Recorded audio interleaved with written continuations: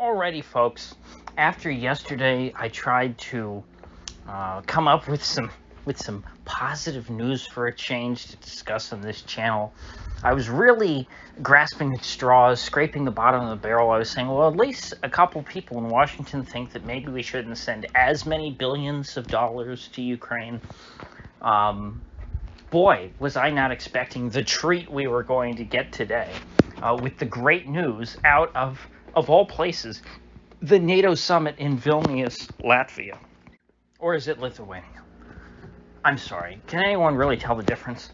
I know Estonia is different because that's the one that starts with an E, but Latvia and Lithuania, I really... it's like Alabama and Mississippi. If I didn't know that Florida directly bordered Alabama, if I lived in any other state that didn't, directly border Alabama, I would not know which of the two was Alabama or Mississippi. And same thing when you're in them, I cannot tell the difference. Feels like the same place. So anyway, the NATO Summit was held in Vilnius, whatever. There was also a NATO Summit, which was as despicable as you might imagine, with all of the stinky NATO neckbeards in attendance. But I'm not here to crap all over them.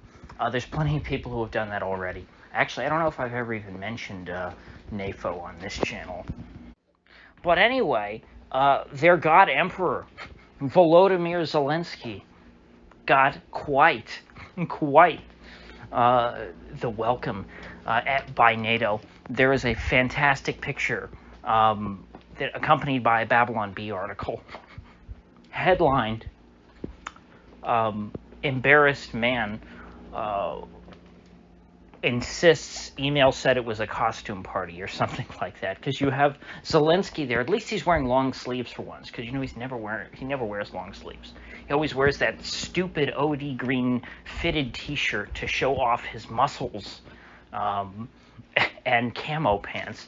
Well, now he's wearing an OD green long sleeve shirt, but still it's a normal military shirt. It's not anything formal, and everyone else is in suits like presidents wear.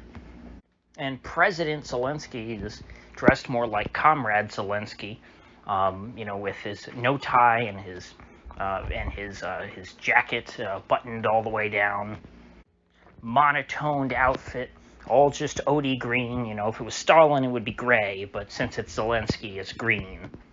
And nobody will talk to him. No one at the party was interested in hobnobbing with Zelensky, this guy who has been up until now treated like an absolute celebrity.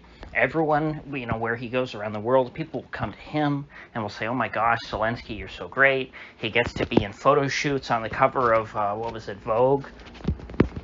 And he's been having so much fun playing the role that he has been hired to play, that I think he's forgotten who he actually works for.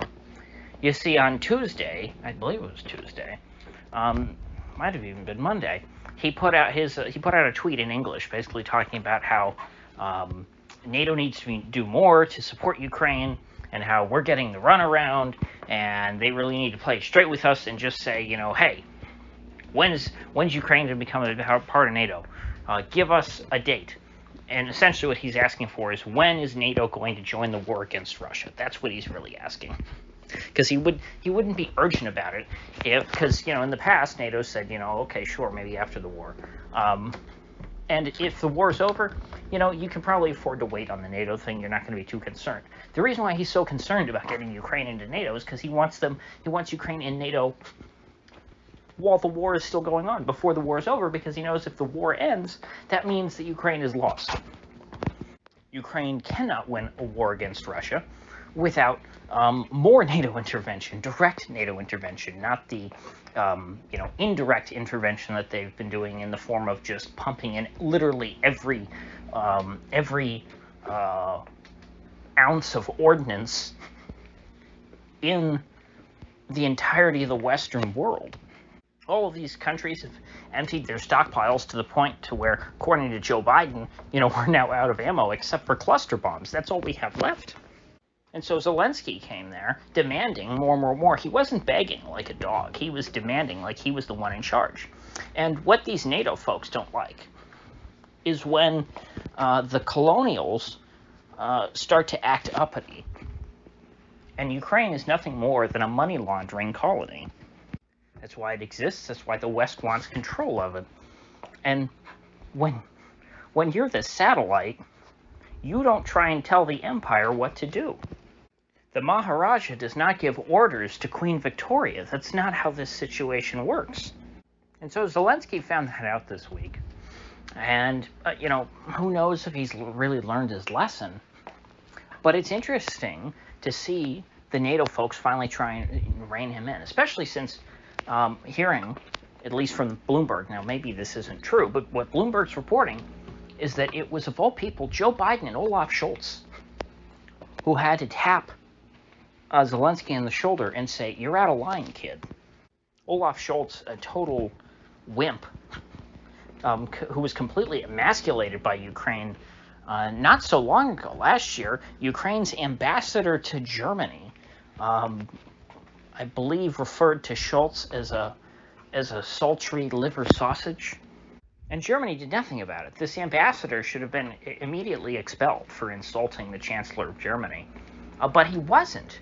I think it was ultimately Ukraine that pulled him out. If I were Olaf Scholz and the Ukrainians, sent an ambassador to my country who would insult me in such a way, in public or in private, but this just happened to be totally public, that guy would be booted out, because if he doesn't have respect for, me, the leader, he's not going to have any respect for our country in general, and therefore that man is not an effective diplomat.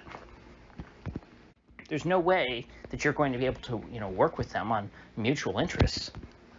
I mean, it was worse than Mike McFaul. But anyway, Scholz finally, I guess, grew a spine. And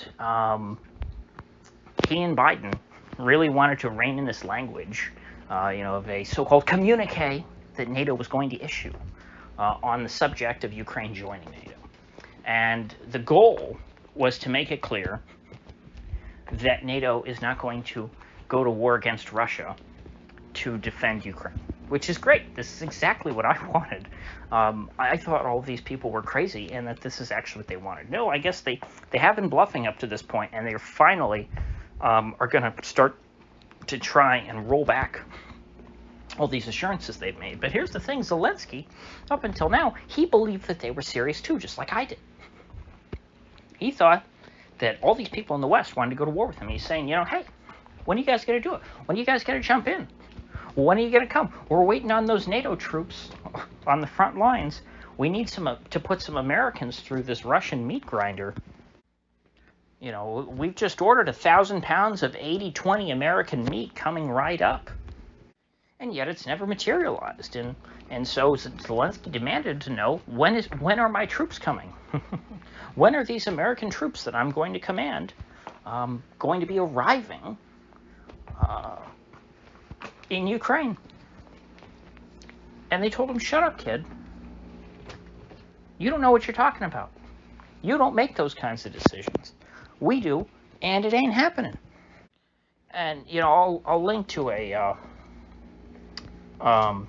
Zero Hedge article that aggregates a lot of this stuff. But there was a clip in which a reporter asked Zelensky, how soon after the end of the war, would you like for NATO to join, or for Ukraine to join NATO? And Joe Biden jumped in and answered for him. So Joe Biden obviously was, awake and at him. And he was friggin' making fun of Zelensky by answering for him. So he stepped on front of him.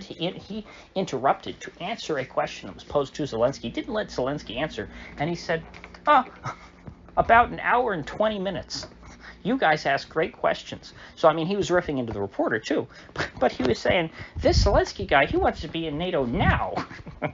So he's saying, how soon after the war? Yeah, about an hour after the war, he wants to be in NATO. He wants to be in NATO before the end of the war.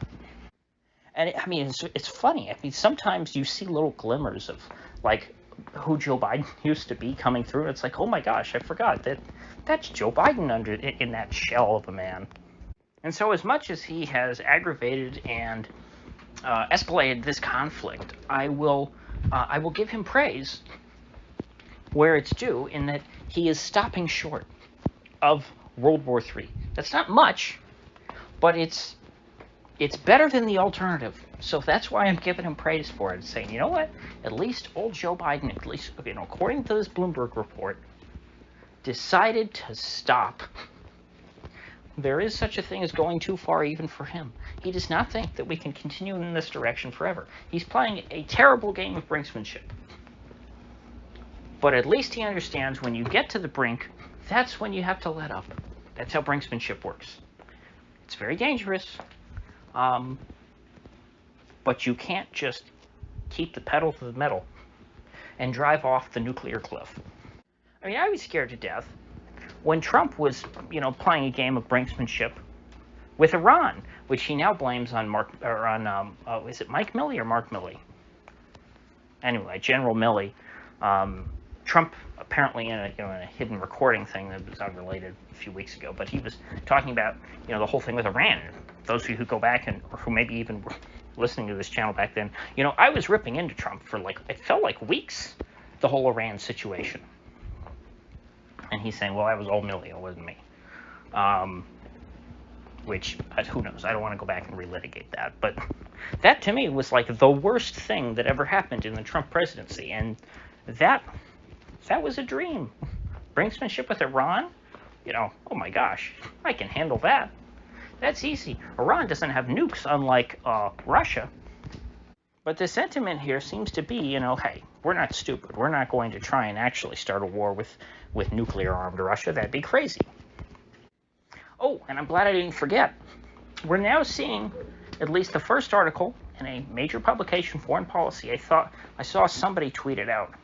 I don't know if I'll be able to find the link. I think maybe it was Sobiek that tweeted it out or retweeted it.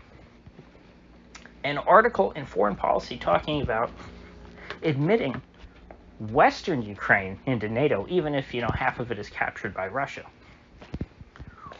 Which is a good sign for two reasons. One, clearly they're not talking about admitting Ukraine to NATO before the end of the war. Okay? So that's one thing. So the U.S., the West, the foreign policy establishment seems to be moving in the direction of, hey, we're not actually going to directly involve ourselves in this conflict. We are not going to declare World War III on Russia. And by talking about a partitioned Ukraine, they are recognizing the fact that in order for the war to end, Russia's going to have to bite off their chunk of Ukraine, and whatever is left of Ukraine could join NATO.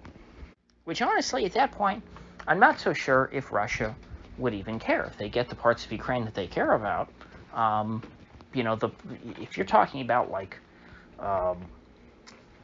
Carpo-Ruthenia, like way west, like where Lemberg, or how do they say it, Lviv, that city, you're talking about that region of Ukraine joining NATO? I don't think Putin would give a damn about that at all. That was the Austrian Empire. Despite the name, Carpo-Ruthenia, I don't think that Putin actually sees that as anything to do with Russia, even though the Ruthenia, it's a variation of the word Russia. They mean the same thing. The Rus, the Ruthenians, the Russians, these are all synonyms. It comes from different languages. So if the Western intelligentsia in these publications are going to start normalizing this idea, we're going to see places like Bloomberg talking about how, you know, the West agrees Zelensky needs to cool it, we might be stepping away from the brink in general.